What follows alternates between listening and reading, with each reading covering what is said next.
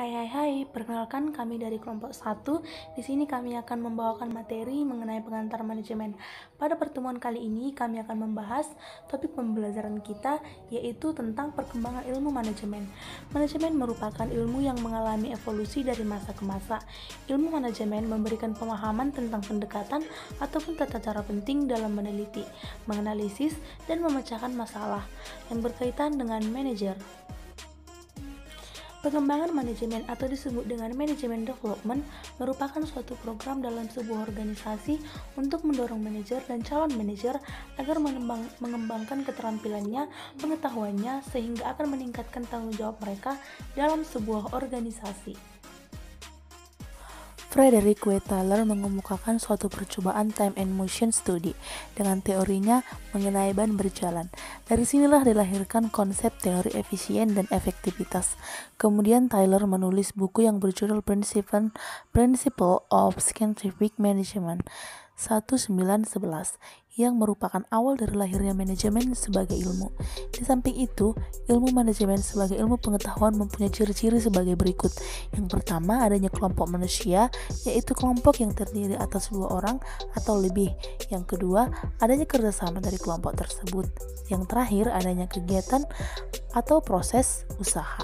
Kemudian materi selanjutnya yaitu ilmu manajemen merupakan kumpulan disiplin ilmu sosial yang mempelajari dan melihat manajemen sebagai fenomena dari masyarakat modern, di mana fenomena masyarakat modern itu merupakan gejala sosial yang membawa perubahan terhadap organisasi.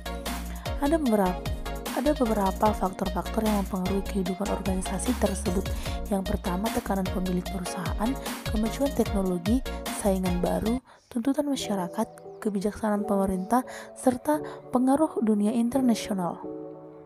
Ilmu manajemen diterapkan oleh seorang manajer atau pemimpin dalam sebuah organisasi, sehingga organisasi merupakan tempat berkumpulnya individu dalam mencapai suatu tujuan tertentu yang akan diwarnai dengan perubahan dan perkembangan.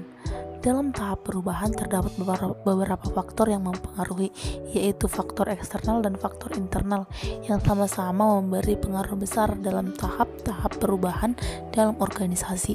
Berikut ini ada beberapa hal yang masuk dalam 2 faktor tersebut. Yang pertama yaitu faktor eksternal yang meliputi pendidikan, ekonomi sosial, hukum, dan sumber daya alam. Kemudian yang kedua, faktor internal yang meliputi tujuan organisasi, strategi, dan kebijakan organisasi itu sendiri. Kemudian selanjutnya, perubahan dalam organisasi tertentu akan membawa dampak dan tanggapan yang berbeda pada anggota-anggota di dalamnya, sehingga akan timbul rasa khawatir, ketidakpastian, kesalahpahaman, dan ketidaknyamanan, serta penolakan dari luar. Sedangkan perkembangan ialah proses untuk membuat serangkaian perencanaan yang dilakukan terus-menerus atau secara dinamis oleh organisasi. Ciri-ciri perkembangan suatu organisasi yang efektif: yang pertama, membuat strategi terencana dan memiliki sasaran yang jelas. Kedua, menekankan metode yang baru yang diperlukan dalam proses meningkatkan organisasi. Yang terakhir, melakukan kolaborasi dari berbagai pihak. Sekian penjelasan dari kelompok kami. Jika ada kesalahan, kami mohon minta maaf, dan jika ada kekurangan dalam kami menyampaikan materi ini, kami juga meminta maaf, dan akhir kata kami mengucapkan terima kasih.